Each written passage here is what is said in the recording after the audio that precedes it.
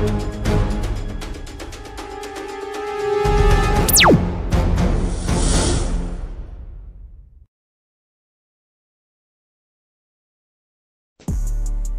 nangyaring showdown sa pagitan ng Air at Combat Patrol ng China laban sa mga kaalyado ng Estados Unidos at Pilipinas ay isang mahalagang pangyayari sa rehiyon ng South China Sea. Sa tensyong nito, nagkaroon ng pagharap ang mga pwersa ng China laban sa pinagsanib na pwersa ng US at Pilipinas na naglalayong ipakita ang kanilang alyansa at pagtutulungan sa harap ng agresibong presensya ng China sa rehiyon.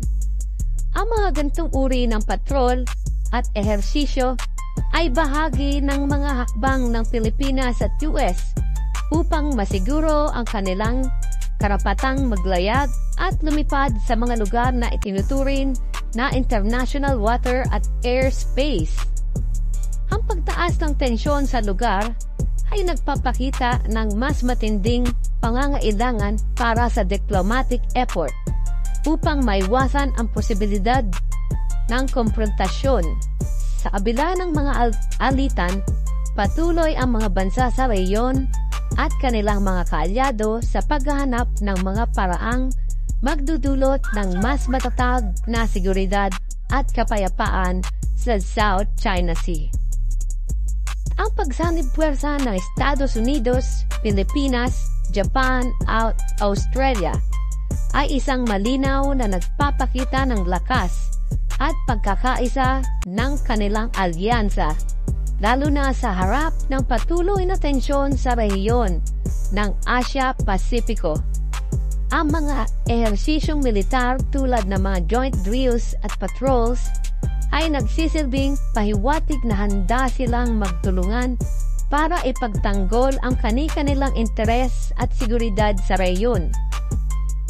Sa kabilang banda, ang pagpapatuloy ng paggawa ng military base sa Pag-asa Island ay isang malinaw na indikasyon na kinikilala ng Pilipinas ang kahalagahan ng karagdagang puwersa militar sa West Philippine Sea. Ang lugar na ito ay isang mayaman sa likas na yaman at malaga sa estratehiya ng pagdepensa ng Pilipinas, lalo na't patuloy na may tensyon sa mga inaangking teritoryo ng ilang bansa sa rehiyon.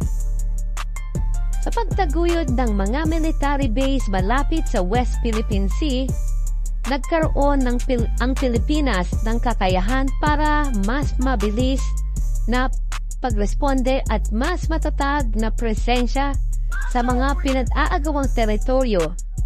Bukod dito, magiging naval base at air base ng US Philippines ang Pag-asa Island at siguradong lalagyan ng US ng mga makabagong kagamitan, pagdigmaan at ang Pag-asa Island na naayon sa tinatawag nilang EDCA site, tulad ng radar system, missile batteries, at mga anti-aircraft at anti-ship missile. Sa ganitong hakbang ay nagpapakita rin ng mas matibay na paninindigan ang bansa sa pagprotekta sa kanyang soberanya at yaman sa karagatan.